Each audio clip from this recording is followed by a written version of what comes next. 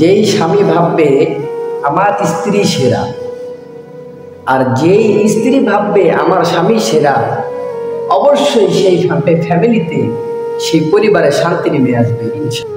বুদ্ধিমান নারীরা কখনো তার স্বামীকে কারো সামনে ছোট করে না এবং স্বামীর সঙ্গে অশ্লীল ভাষায় কথা বলে না, কারণ সে জানে স্বামী তার সুখে দুঃখের জীবন সঙ্গী।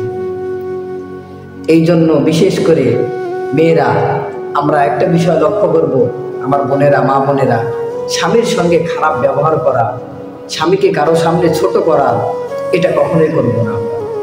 এবং স্বামীর সঙ্গে খারাপ ব্যবহার, খারাপ আচরণ এটা করব না।